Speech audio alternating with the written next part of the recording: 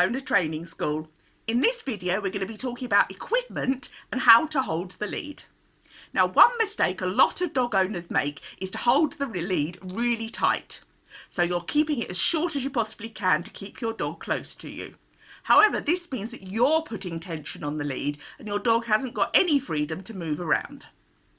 So what we want to do is to hold the lead loosely. Ideally, you want a lead of about 1 metre or 2 metres, so you've got a little bit of freedom for your dog to wander around. A lead is just there as a safety device. It shouldn't be there to keep your dog in position. That is where training comes in, and that is what's covered in the 21 Days to Loose Lead Dreams. So what I want you to do is get into the habit of holding the end of your dog's lead and gives them some freedom. Obviously, bear in mind safety at all times and don't allow them enough lead to be able to wander into the road or get themselves into danger. But I want you to be holding the end of the lead to be able to give your dog a little bit of freedom.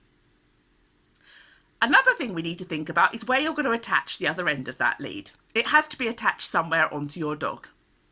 Now, a dog's neck is very similar to our own, with lots of nerves and blood vessels and important things running through it. I personally do not like attaching a lead to a dog's collar because the problem is you've got potential to damage all of this in here if your dog is likely to pull, which it probably is, which is why you're here. I like to use a dog harness. A harness ideally that sits down the middle of your dog's chest, so it means they can still freely move their legs without it getting in the way. Now, there's lots of different designs of harness out there. Some do sit right across the chest, and this does restrict that shoulder movement. So ideally you want one that fits on your dog nice and comfortably and doesn't restrict any movement.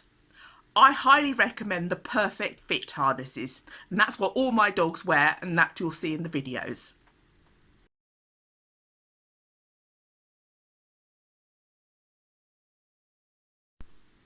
There are, of course, lots of different non-pull equipment out there for attaching a lead to.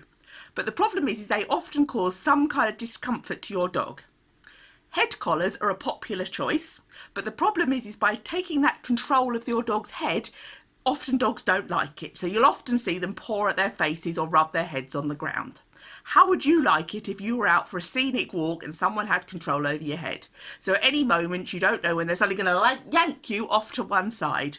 It'd be quite uncomfortable for you and it will potentially lead to neck pain.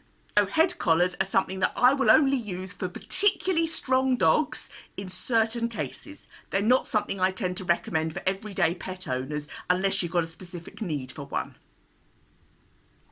So now you've got your equipment ready, we're ready to think about going out for a walk.